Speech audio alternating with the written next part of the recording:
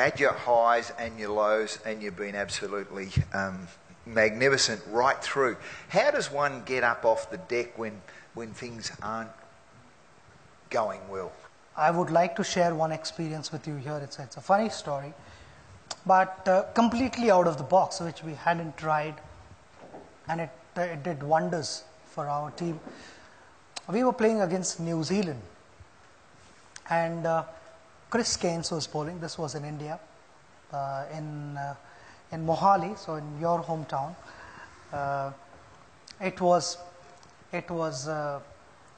The ball was reverse swinging, and Chris Gaines was virtually beating us 2-3 times an over. I was batting with Rahul Dravid, so the main batters were batting. We'd like to believe that we were the main batters. And we were getting beaten, and we were sort of clueless because we couldn't see the shine.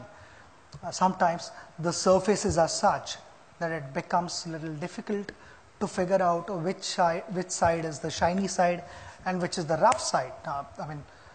I expect all you guys to know what reverse swing is. Reverse swing is wherever the shiny side is, the ball starts to go in that direction. Even if the bowler wants the ball to go in the opposite direction, it will not go because of the imbalance and the surface of the ball. So Chris had started doing that, and I met with Rahul in the middle of the wicket, in the middle of the over. I said, I've got an idea. And he said, do you want to share it now or after the over? I said, I'll share with you after the over, but it can work. So Rahul said, okay, tell me now, what is your idea? I said to Rahul, I am closer to the bowler, and when he's walking back on the run-up, I need to stand here. When he's walking back onto his run-up, I would be watching him closely, and I'd be watching the ball. Which side is the shiny side and which side is the rough side? So Rahul said, then what happens after that? I said, whichever side is the shiny side, I will hold the bat in that hand. If he's going to bowl an outswinger, the bat is going to be in my left hand. If he's bowling in swinger, the bat is in my right hand at the non-striker's end. So that's the only time in my career when the batsman is ready to face the ball.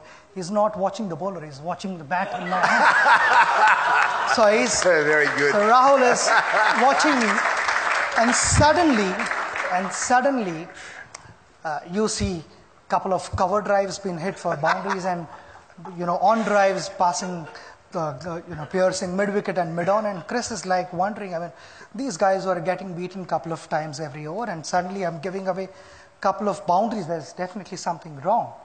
So all the fielders were watching me because I was, watching Chris and not Rahul. And normally, no batsman stands facing the bowler. He would be like facing the other batter.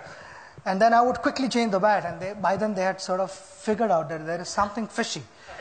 And Chris lost his momentum, he lost his rhythm, and he held the ball cross seam, and he bowled the ball, and instead of looking at Rahul or checking what has happened there, he looks at me and I said, what have you got for this?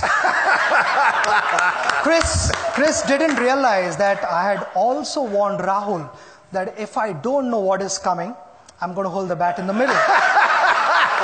So that is how the story goes. So it's just, in short, it's just being a step ahead of your opposition.